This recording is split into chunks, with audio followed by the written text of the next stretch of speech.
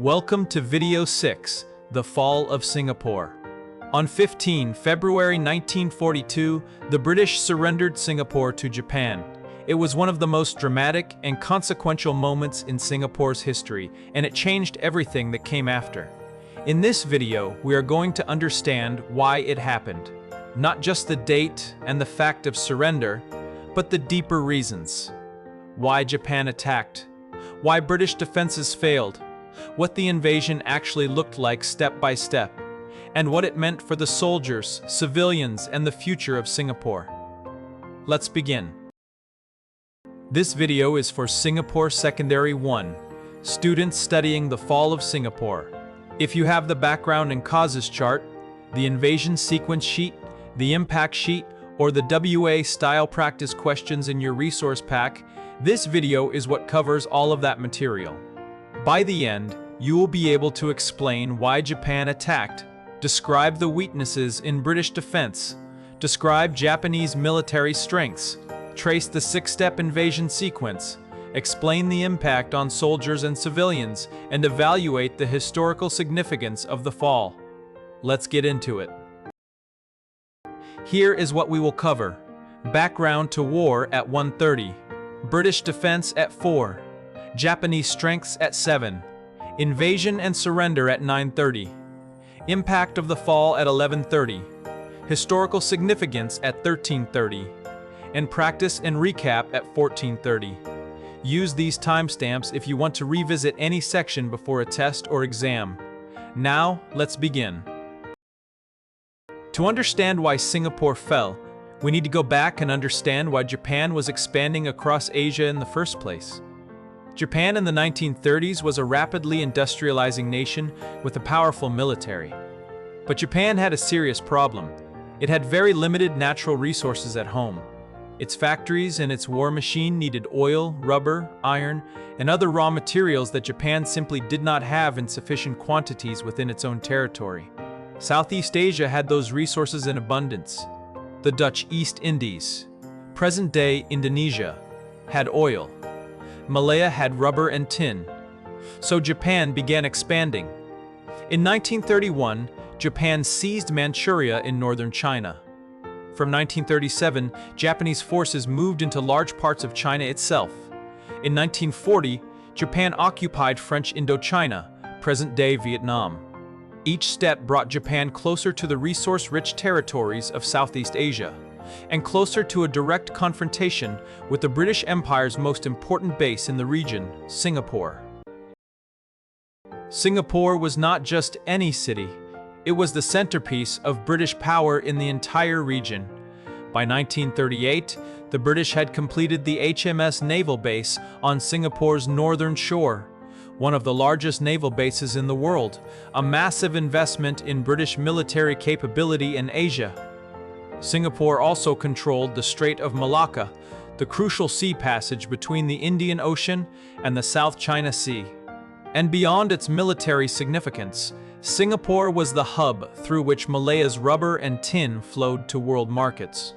For Japan, capturing Singapore would achieve three things simultaneously. It would remove the British from Southeast Asia, it would secure access to the resources Japan needed, and it would be a stunning symbolic victory demonstrating that European colonial powers could be defeated by an Asian nation. Singapore was the prize, and Japan intended to take it. But there was another crucial factor that made Singapore vulnerable. Britain itself was stretched dangerously thin. By 1941, Britain was fighting Germany in Europe. The Battle of Britain had just been survived, and war continued across the continent. Britain was also fighting in North Africa. Its military resources, ships, troops, and supplies were committed to multiple theaters of war simultaneously. Singapore was not the priority. The consequences for Singapore were severe. The island did not receive the reinforcements it needed. Two major warships, HMS Prince of Wales and HMS Repulse, were sent to Singapore in late 1941 as a deterrent, but within days of Japan's first strikes, both were sunk by Japanese aircraft. The loss was catastrophic. Without adequate naval protection and with ground reinforcements arriving too late and in insufficient numbers, Singapore faced Japan's assault without the resources it needed to defend itself. Now let's look at the British belief that made all of this so catastrophic. The British called Singapore the Gibraltar of the East, a comparison to the famous British fortress in the Mediterranean that was considered unbeatable. They believed Singapore was impregnable. Impregnable means impossible or very hard to capture. And based on the defenses the British had built, they had reason to be confident, at least from one direction. Singapore's coastal guns were powerful. The sea fortifications on the southern and eastern sides of the island were formidable. The British prepared for a naval attack from the sea. But here is the critical failure. They assumed that the jungle terrain of the Malay Peninsula to the north made a major land attack from that direction impossible. The jungle was too thick, the terrain too difficult. No large army could push through it effectively. This assumption was completely wrong, and Japan knew it was wrong before the British did. When you look at a map of Singapore's defenses in 1941, the problem becomes immediately clear. The south and east coasts, facing the open sea, were well defended. Heavy artillery, fortifications, prepared positions. But the northern side, where Singapore faces the Malay Peninsula across the narrow Johor Strait, was poorly defended. There were few fixed defensive positions. The Johor Strait itself, only a kilometer wide in places, was not strongly fortified. And because British commanders were confident that the jungle to the north was impassable, they did not prioritize defending that direction. The result was a catastrophic mismatch. Singapore's strongest defenses faced south and east, toward the sea, where Japan never attacked. Singapore's weakest defenses faced north, exactly where Japan struck. The guns that were supposed to make Singapore impregnable were pointing in the wrong direction. Let's look at the full picture of British weaknesses, because there were more than just the wrong direction of the defenses. First, overconfidence. The belief that Singapore was impregnable led to complacent planning and inadequate preparation for a land attack. Second, poor land defenses.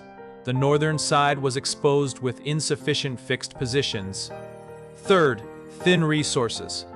There were not enough men, not enough ammunition, not enough equipment, and reinforcements that were promised arrived too late and in numbers that were far below what was needed. Fourth, poor leadership and coordination. British commanders struggled to respond to Japan's rapid advance, and decision-making was slow and poorly coordinated across the different Allied forces involved. And fifth, many of the troops defending Singapore and Malaya lacked combat experience and were not prepared for the kind of warfare Japan brought. All five of these weaknesses worked together. If any one of them had been addressed, the outcome might have been different. Together, they made Singapore's defense very difficult to sustain. Let's pause here and think through what you have learned about Singapore's vulnerability. 3 questions. First, give 3 reasons why Singapore was vulnerable to attack before February 1942. Try to cover both British decisions and external pressures. Second, the British called Singapore the Gibraltar of the East. What does this tell us about British confidence, and was that confidence actually justified? Third, which weakness do you think was more important? British overconfidence in their existing defenses, or Britain being stretched thin fighting other wars and unable to send adequate reinforcements? Pause the video now, think through all 3 questions carefully, and then unpause to check your answers. Here are the model answers. 3 reasons. Singapore was vulnerable. British overconfidence meant they prepared for the wrong kind of attack. A sea attack that never came, the landward northern side was poorly defended, leaving the island exposed where Japan actually struck. And Britain was stretched thin fighting Germany and in North Africa, which meant Singapore did not receive adequate troops, ships, or reinforcements. For the Gibraltar of the East question, the phrase tells us that the British were extremely confident in their defenses. But that confidence was not justified, because it was based on the assumption that Japan would attack by sea, when Japan attacked by land, through the jungle and across the Johor Strait. For the most important weakness question, either answer is valid as long as you give a reason. Overconfidence caused the wrong preparations. Being stretched thin meant there was no reserve to fall back on. Both weaknesses reinforced each other. Now let's look at the other side, Japan's strengths. Because the fall of Singapore was not only about British failure, Japan was a formidable military force. First, Japan's soldiers were experienced and battle-hardened. They had been fighting in China since 1937. By the time they reached Malaya, they were disciplined, motivated, and highly skilled.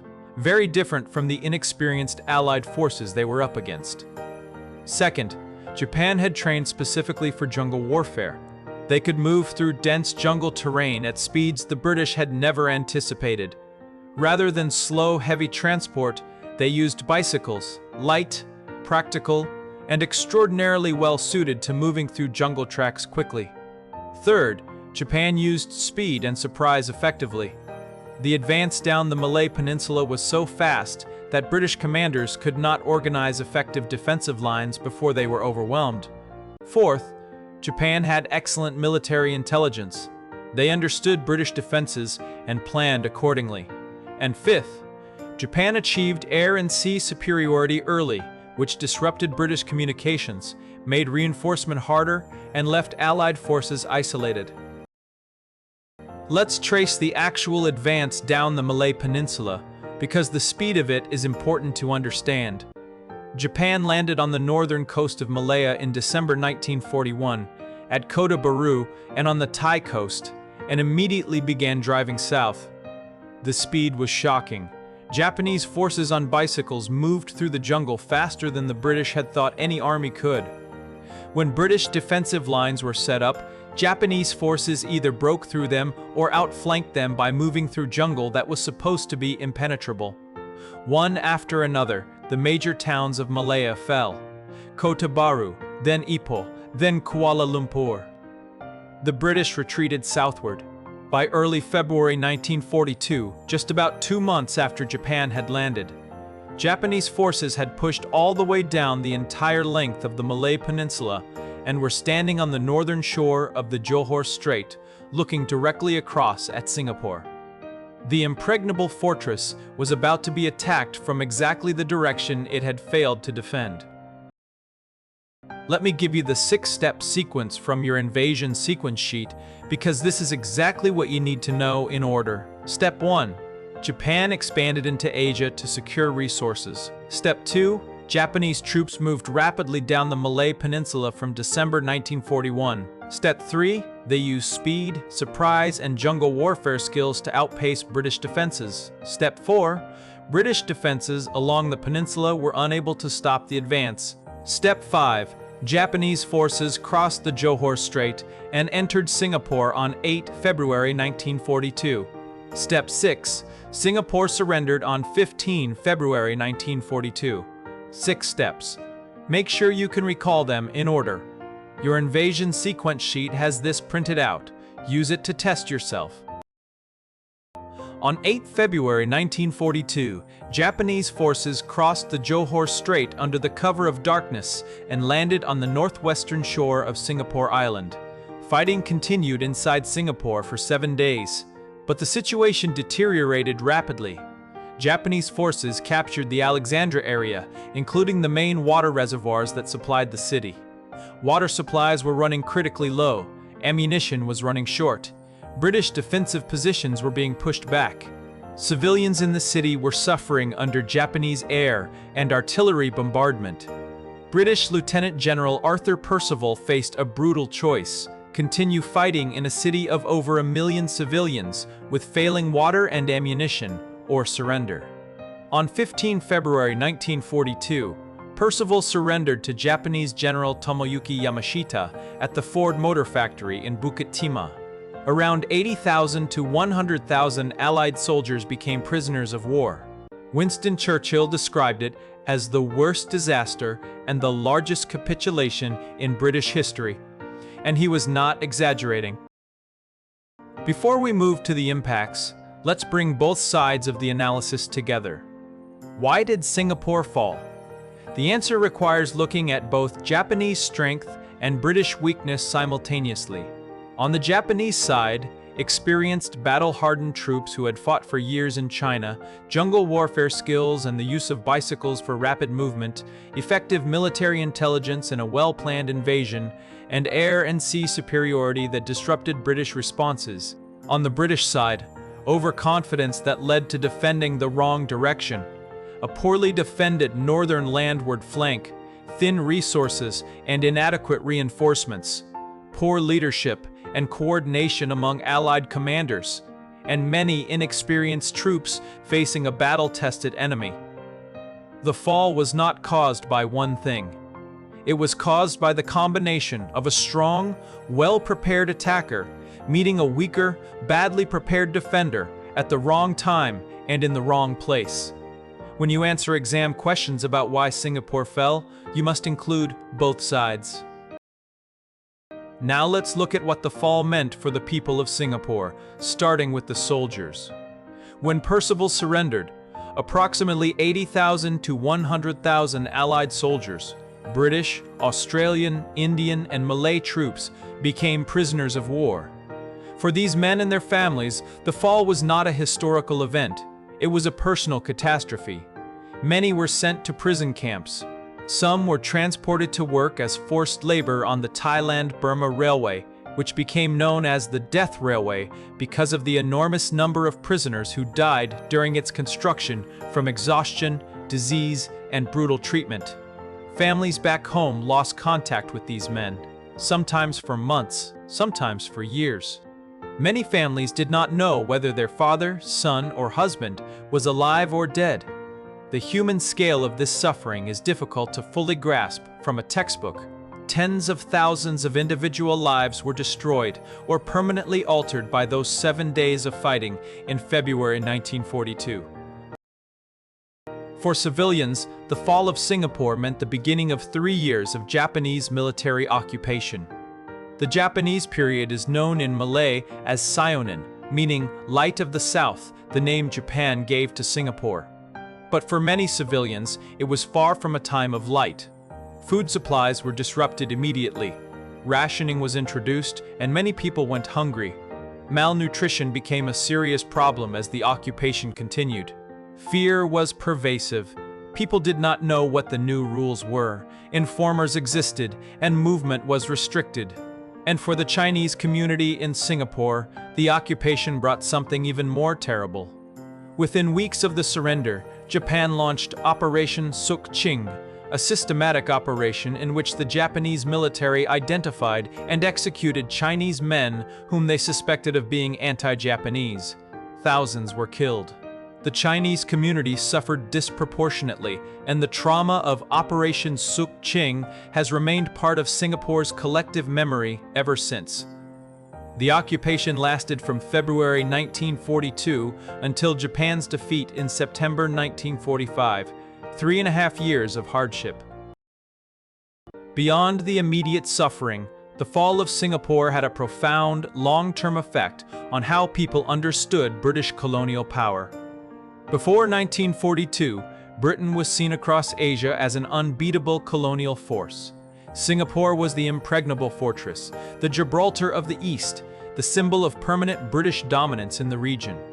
After the fall, when 80,000 Allied soldiers surrendered in 7 days to a Japanese force that had cycled down a peninsula on bicycles, that image was shattered. British prestige collapsed. Confidence in British rule fell sharply. For many Asians watching from across the region, the fall of Singapore proved something that colonial powers had always denied: Europeans were not unbeatable. Colonial rule was not permanent. An Asian power had defeated the greatest Western empire in Asia. The psychological and political consequences of that demonstration would unfold over the following decades. The fall of Singapore planted the seeds of doubt about colonialism that would eventually grow into independence movements across Asia, including in Singapore itself. Why does the fall of Singapore matter historically? There are 4 reasons. First, it was a major turning point. Before February 1942, Singapore was a British colonial port city operating within a familiar framework of imperial power. After it, the framework was broken. Nothing returned to what it had been. Second, it showed colonial vulnerability in the starkest possible terms. If Singapore, the Gibraltar of the East, one of the most heavily invested British military positions in the world, could fall in 70 days, then colonial power was clearly not as permanent or as powerful as it appeared. Third, the human cost was immense. Tens of thousands became prisoners of war under terrible conditions. Civilians endured 3.5 years of occupation with food shortages, fear, and for some communities, direct persecution and death. Fourth, the fall shaped Singapore's future. The experience of occupation and the experience of seeing British power collapse changed how Singaporeans understood their relationship to colonial rule. The push for self-governance and independence that Singapore achieved in 1965 was shaped, among many other forces, by what happened in February 1942. Let me give you the exam skill for the structured response question. The question in your WA practice questions is, Singapore fell mainly because of British weakness. How far do you agree? This requires evaluation. You must give both sides and then reach a reasoned conclusion. The case for agreeing is strong. British overconfidence led to defending the wrong direction. The landward side was poorly protected, resources were thin, leadership was poor, and troops were inexperienced. These weaknesses were real and consequential. But the case for disagreement is also real. Japan's experienced troops, jungle warfare skills, speed of advance, effective intelligence, and air and sea superiority were genuine strengths that would have challenged any defender. A good answer explains both sides clearly and then makes a judgment about which was more decisive and explains why. My suggestion is this: British weakness and Japanese strength cannot really be separated. Japan was strong enough to exploit British weaknesses. British weaknesses were severe enough to allow Japanese strengths to decide the outcome. Both together caused the fall. Let's close with a complete recap. Japan expanded into Asia because it needed oil, rubber, and other resources, and targeted Singapore as the key British military base in the region. Britain was simultaneously fighting Germany in Europe and in North Africa, leaving Singapore under-resourced and under-reinforced. The British believed Singapore was an impregnable fortress and prepared for the wrong kind of attack, a sea assault, while leaving the northern landward side poorly defended. Japanese forces were experienced, fast, skilled in jungle warfare, and well-informed about British defenses. The invasion sequence ran from Japan's landing in northern Malaya in December 1941 through a rapid advance south, the crossing of the Johor Strait on February 1942, and the surrender of Singapore on 15 February 1942. The impact included approximately 80,000 to 100,000 Allied soldiers becoming prisoners of war, civilian hardship, and Operation Suk Ching under Japanese occupation, and the collapse of British prestige. And the significance is that the fall was a major turning point, demonstrating colonial vulnerability and shaping Singapore's long path towards self-governance and independence. Before you go, here's what to do next.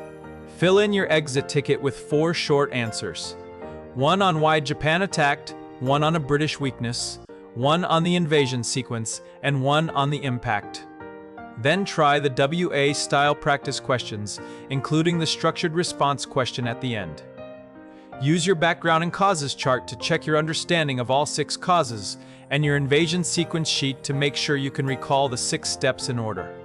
All of these resources, the causes chart, British defense notes, invasion sequence sheet, impact sheet, WA, practice questions, answer sheet, and exit ticket, are linked in the description below.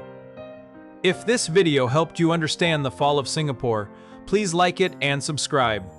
Leave a comment telling me what surprised you most about this event. See you in video 7. No voiceover. YouTube end screen with soft background music at 10 to 15% volume. End screen displays links to video 5, People in Singapore, and video 7 with the subscribe button.